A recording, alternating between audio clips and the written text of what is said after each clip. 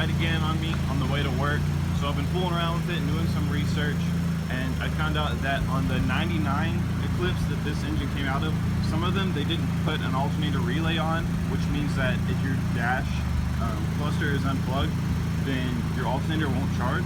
So I just plugged the cluster back in and the alternator charges just fine. I'm getting a solid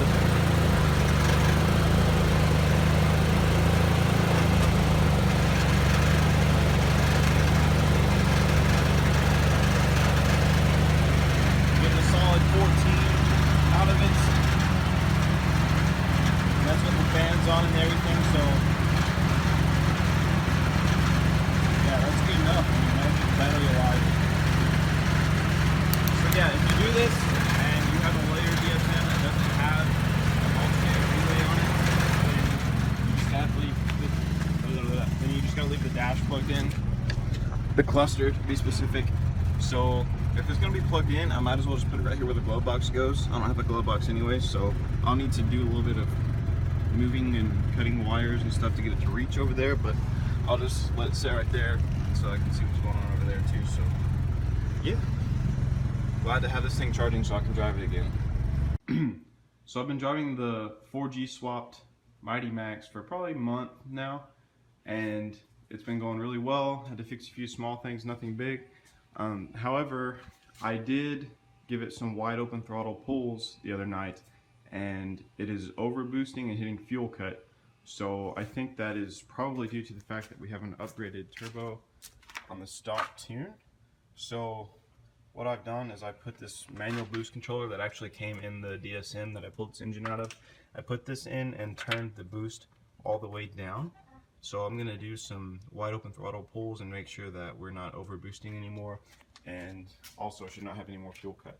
And then later on, when I get bigger injectors and an ECU, which I think is pretty much all I'm going to need, I can turn it up and run more boost and make more power. So that should work. I'm going to take it on a test drive and see how she does.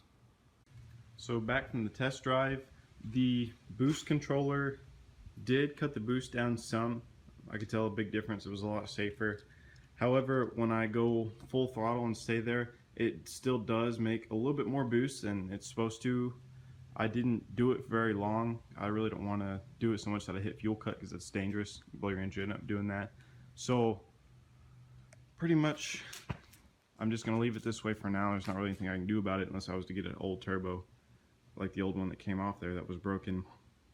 But that's expensive and there's really no point in doing that. I think I'm just going to put some money aside and put some better injectors in there and get a aftermarket DSM ECU, and then I can just start tuning it to make the power with that turbo, because I've already got pretty much everything else you need. Got the big intercooler, you know, the upgraded turbo, the Walbro 255 fuel pump, I have that. So yeah, I mean, to get just some injectors and the ECU, maybe, I don't know, $1,000. But yeah, probably not gonna do it right now. So in the meantime, I'm just gonna drive it and try to keep from doing wide open throttle pulls on it, and that'll be just fine. So overall, this is pretty successful. Okay, so now I'm going to do something to the truck that I've been wanting to do for a long time. I'm putting in a new boost gauge. Basically, I'm just going to drill a hole in the bum of this thing and run a vacuum tee from the vacuum hose that goes to the boost gauge. It's got a T right here and some extra vacuum line, and literally I'm just going to split it and run it to him. And when it hit boost, his eyes should pop out. And I can't take credit for this idea. This is something I saw on the internet, but it really looked neat, and I think suits the goofy build of this truck. So I'm going to do that. I think I'm going to mount him right here so you can see his eyes pop out and see what the actual boost is down here. So I'm going to probably just drill a hole there, drill a hole in him, get it all plugged up, and then go for a rip and see if it works. So here we go. Okay, so I've got him all plugged up. He deflates a bit when you turn the car on, because at idle you're at like -15, -16 PSI, so that's kind of expected. But as pressure goes up, it should go up in him too. So I'm going to take it for a test drive to make sure that he works before I put everything else back together, but I'm feeling good about it. I don't hear any leak. Yeah, I think work. So here we go. Ready? Yep. It looks kind of sad. Are you sad because we're not boosting? Oh, okay.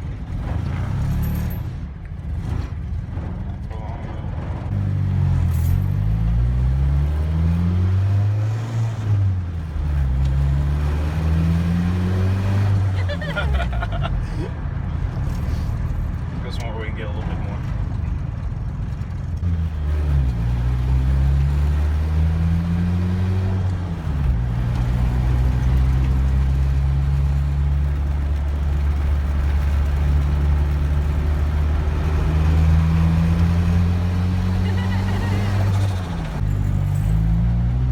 Still recording?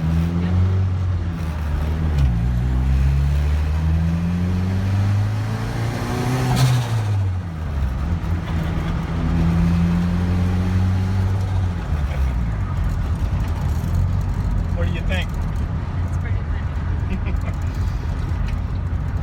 You're right. So as you can see, that was a total success. He works great. I only took him up to maybe 10 psi. So at the moment, my truck's not tuned or anything for the bigger turbo, so I'm trying to keep it under, 10, maybe 15 as it is. If I got up to 20 or 25, I would be surprised if he exploded. But for now, it should be fine. And if he ever does blow, then I'll just put a cap on it so that I don't have a vacuum leak. So yeah, pretty successful, and he only cost $7, so that's definitely worth doing.